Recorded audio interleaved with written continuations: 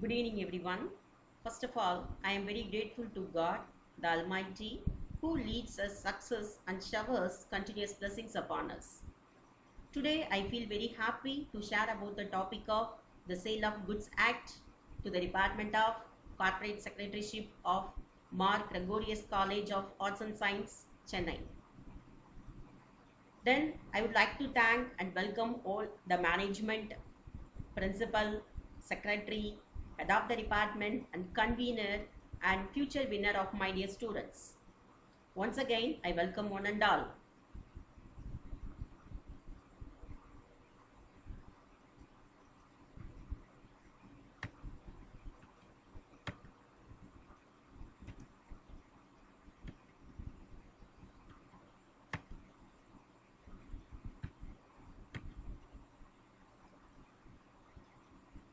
Today, our topic is Sale of Goods Act.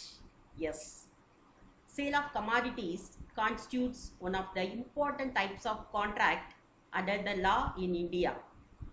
India is one of the largest economies and also a great country where and thus has adequate checks and measures to ensure the safety and prosperity of its business and commerce community also. Here, I have to explain the Sale of Goods Act 1930, which defines and states terms related to the sale of goods and the exchange of commodities. The Sale of Goods Act 1930 is the law that governs the sale of goods in all parts in India. It does not apply to the state of Jammu and Kashmir. This act defines various terms which are contained in the act itself. The sale of goods is the most common of all commercial contracts. A knowledge of its main principles is of the utmost importance to all classes of the community. The law relating to the sale and purchase of goods prior to 1930 were dealt by the Indian Contract Act 1872. In 1930, Section 76 to 123 of the Contract Act was repealed and a separate act known as the Sale of Goods Act 1930 was passed. It came into force on July 1930. This act lays down special provisions governing the contract of the sale of goods. The general law of contract is also applicable to the contracts for the sale of goods unless they are inconsistent with the express provisions of the Sale of Goods Act. We have to see the important terms and concepts under the Sale of Goods Act 1930. First, the term is buyer. Buyer means a person who buys or agrees to buy the goods. That is called as buyer. Then second term is seller. Seller means a person who sells or agrees to sell the goods. That is called a seller. Then third term is goods. There must be some goods, the property in which is or is to be transferred from the seller to the buyer. The goods which form the subject matter of the contract of the sale must be movable. So the transfer of immovable property is not regulated by the Sale of Goods Act. Then fourth concept is property. In the act, property means ownership or the general property. That is all the ownership rights of the goods. A sale constitutes the transfer of ownership of goods by the seller to the buyer or an agreement of the same. Then fifth concept is delivery. Delivery means voluntary transfer of possession from one person to another person. Then sixth important concept is the document of title to goods. From the section 2 subsection 4 of the act, we can say that is includes the bill of lading, then duck warrant, then warehouse keeper certificate, then railway receipt, then multimodal transport document, then warrant or order for the delivery of goods, and any other document used in the ordinary course of business as the proof of the possession or control of goods, or authorizing, or either by endorsement or by delivery, the possessor of the document to transfer or to receive goods thereby is represented. The next important concept of the term is insolvent. The Act defines an insolvent person as someone who ceases to pay his debts in the ordinary course of the business or cannot pay his debts as they become due, whether he has committed an act of insolvency or not. The next concept is price. In the Act, the price is defined as the money. The money consideration for a sale of goods is the price. The next concept is deliverable state. That is, goods are said to be in a deliverable state when they are in such a state that the buyer would, under the contract, be bound to take delivery of them. The next important concept is quality of goods. The quality of goods includes their state or condition. So these are the important terms and concepts of the concepts under the Sale of Goods Act 1930. Then we have to see the goods. One of the most important terms to define is the goods that are to be included in the contract for sale. The Act defines the term goods means every kind of movable property other than actionable claims and money, and includes stocks and shares, growing crops, grass and things attached to or forming part of the land which are agreed to be served before sale or under the contract of sale will be considered as goods. So the goods is divided into three, that is existing goods, future goods and contingent goods. The existing goods is also divided into three, that is specific goods, ascertained goods, then unascertained goods. Let me see one by one. The first one is existing goods. Existing goods are the goods which are owned and possessed by the seller at the time of the sale. So existing goods may be of three types, that is specific goods. The first one is specific goods. According to the section 2 subsection 14 of the Act, these are all the goods that are identified and agreed upon when the contract of sale is formed. For example, you want to sell your mobile through online. You put an advertisement with its picture and information. A buyer agrees to the sale and the contract is formed. The mobile is, this case, the specific goods. Then second one is ascertained goods. That is, these are all the goods which are identified after the formation of the contract of sale. This term is used for specific goods which have been selected from a larger set of goods. For example, you have 500 apples. Out of these 500 apples, you decide to sell 200 apples only. To sell these 200 apples, you will need to separate from them from the large set, that is from the 500. Thus, you specify 200 apples from a larger group of unspecified apples. These 200 apples are now the ascertained goods. The third goods is unascertained goods. These are all the goods are not identified and agreed upon at the time of contract of sale. For example, from your 500 apples, you decide to sell 200 apples, but you don't specify which ones you want to sell. A seller will have the liberty to choose any 200 apples from the lot. These are thus the unascertained goods. The next one is future goods.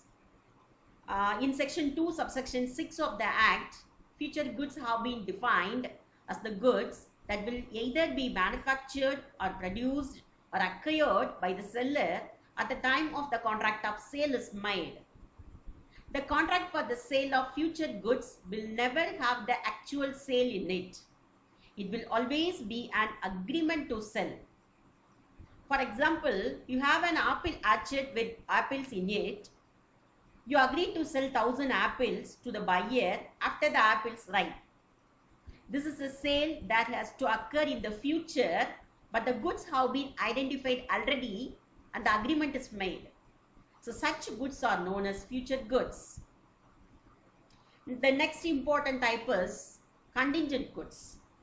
Contingent goods are actually a subtype of future goods in the sense that in contingent goods, the actual sale is to be done in the future.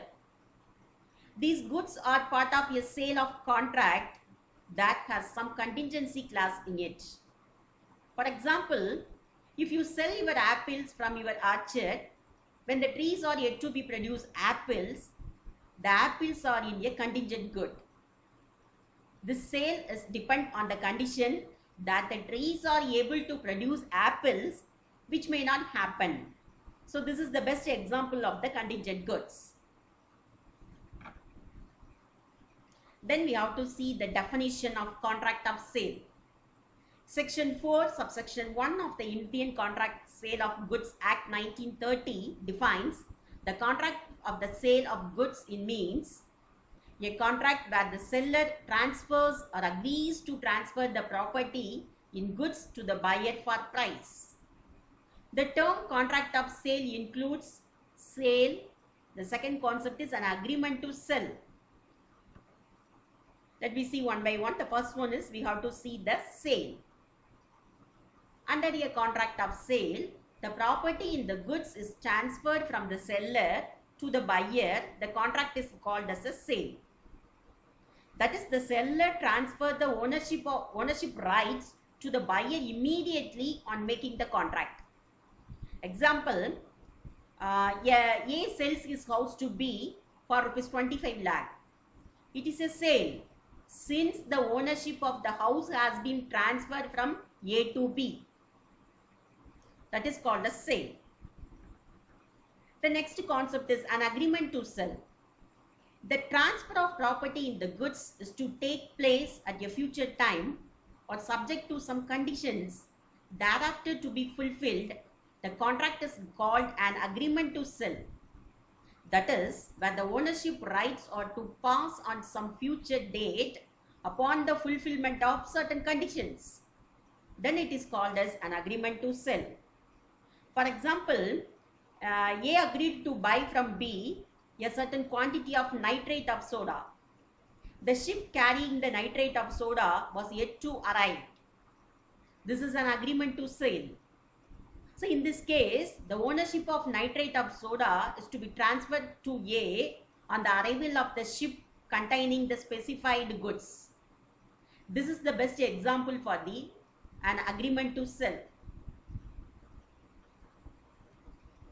Then next we are going to see what are all the essentials of the contract of sale. There are 5 essentials: 2 parties, seller and buyer, goods, transfer of property, then price, then essential elements of a valid contract. The first one is 2 parties. There must be 2 distinct parties. Examples: buyer and seller. Buyer means a person who buys or agrees to buy the goods. Seller means a person who sells or agrees to sell the goods. These 2 terms are complementary. Then second was goods. There must be some goods, the property in which is to be transferred from the seller to the buyer. The goods which form the subject matter of the contract of the sale must be movable. Here, the transfer of immovable property is not regulated by the Sale of Goods Act. The next one is price. That is, the consideration of the contract of sale called price must be money. When goods are exchanged for goods, it is not a sale, but a barter. The next one is transfer of general property. There must be a transfer of general property as distinguished from special property in goods from the seller to the buyer. If A owns certain goods, he has general property in the goods. If he pledges them with B, B has the special property in the goods. Then fifth one is essentials elements of a contract. All the essential element of a valid contract must be present in the contract of sale. The contract of sale may provide for the immediate delivery of the goods or immediate payment of the price, or both, or for the delivery or the payment by installment shall be postponed. These are all the essential element of the contract of sale. Then we have to see the differences between sale and an agreement to sell. The first one is transfer of ownership. In case of sale, the buyer becomes the owner of goods at the time of contract. In other words, ownership of goods passes from the seller to the buyer at the time of contract. But in case of an agreement to sell, the buyer will become the owner of goods when the contract becomes sale. The contract becomes sale by expiry of by certain time or the fulfillment of some conditions. In other words, the ownership does not pass to the buyer at the time of contract. So this is the difference between these, sale and an agreement to sell. Then second title is that is type of contract. In case of sale, it is an executed contract because the ownership of goods passes from the seller to the buyer at the time of contract. So it is called as the executed contract.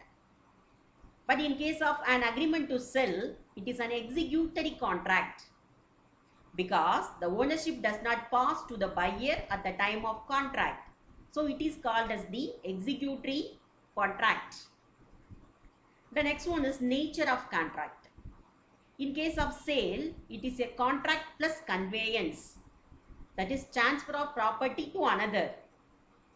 But in case of an agreement to sell, it is a simple and pure contract.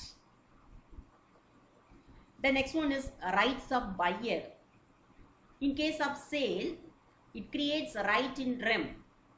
In other words, it gives general rights against the world to the buyer enjoy the goods. But in case of the agreement to sell, it creates rights in personam. In other words, it gives only particular rights to the buyer against the seller to sue for damages. The next important title is risk of loss.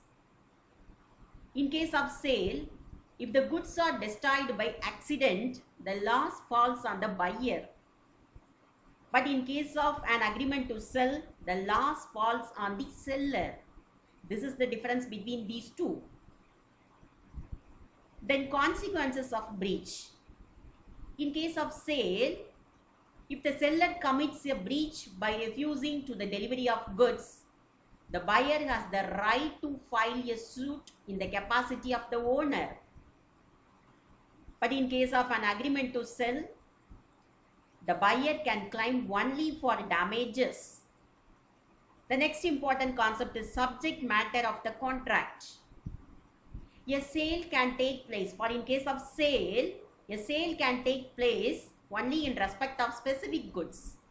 But in case of an agreement to sell, may take place only in respect of future and contingent goods. Already we know the concept of what is specific goods, what is future goods, what is the contingent goods. The next title is right of resale. In case of sale, the seller cannot resale the goods. But in case of an agreement to sell, the seller can resale the goods. That is the difference between these two. Then consequences of resale. In case of sale, if the goods are resold, the subsequent buyer will not get a good title to the goods. In other words, the original buyer may sue for getting back the goods since he is the true owner. But in case of an agreement to sell, if the goods are resold, the subsequent buyer will get a title if he is unaware of the previous agreement and takes the goods for consideration. In this case, the original buyer can sue the seller for damages only. The next one is the difference is insolvency of the seller. In case of sale, The insolvency of seller, the buyer is entitled to recover the goods from the official receiver or assignee. But in case of an agreement to sale, in this case, the buyer who buys, the buyer has paid the price, can claim only the proportionate dividend from the seller and not the goods. The next last concept is that is insolvency of the buyer. In this case, the difference is in case of sale, the seller who has no lien on the goods can claim only the proportionate dividend for the price if the price has not been paid. But in case of an agreement to sell, in this case, the seller is not bound to deliver the goods until the price is paid. So these are all the differences between the sale and agreement to sell.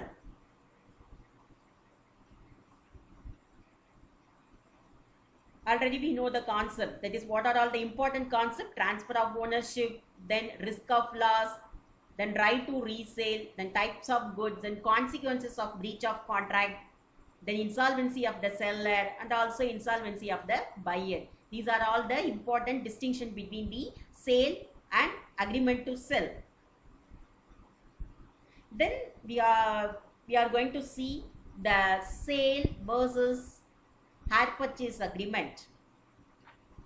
In the first case, transfer of ownership. In case of sale, ownership is transferred from the seller to the buyer at the time of contract. But in case of hire purchase agreement, ownership passes to the buyer only when a certain agreed number of installment is paid. Then second important distinction is termination of contract. In case of sale, the buyer cannot terminate the contract. But in case of hire purchase, he can terminate the contract at his option only. The third difference is payment of price. In case of sale, the buyer is bound to pay the price. But in case of hire purchase agreement, the buyer cannot be forced to pay the price. This is the difference between these two. The next title is position of buyer. In case of sale, the buyer is the owner of goods. But in case of hire purchase, he is only a bailee. The next last difference is installment payment. In case of sale, the buyer makes the payment in installment, the price will reduce. But in case of hire purchase agreement, the installment payment is treated as a hire charge and not as a payment towards the price. So these are the important differences between the sale and hire purchase agreement. The next we are going to see the sale versus bailment. Already we know the concept, that is sale. The property in the goods is transferred from one person to another person is called as the sale. Here bailment is delivery of goods or property to another person for a specific purpose for a specific time. Here bailer is the person who delivers the goods is called as the bailer. Bailee means the person who takes delivery of the goods is called as the bailee.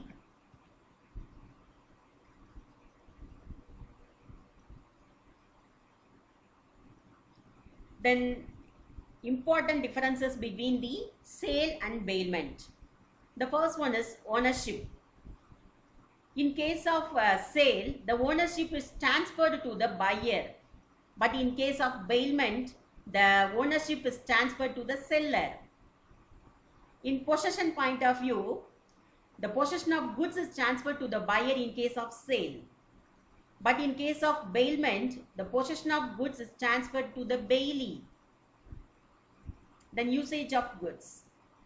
In case of sale, the buyer may use the goods in any way he likes. But in case of bailment, a bailee can use the goods only according to the directions of the bailer. Then return. The differences between these two is, in case of sale, there is no return of goods from the buyer to the seller unless there is a breach. But in case of bailment, the goods are returned after the specified time or accomplishment of the purpose. This is the difference between these two, that is sale and bailment. The next one is consideration. The consideration is the price in terms of money in case of sale. So in case of sale, the consideration is treated as the price. The price is treated as the money.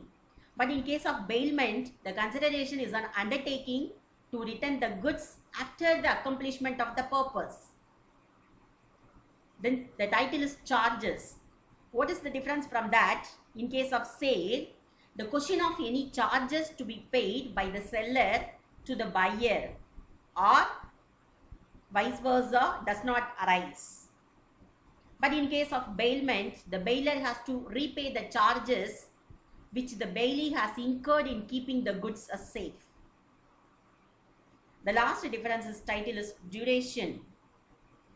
In case of sale, it is final.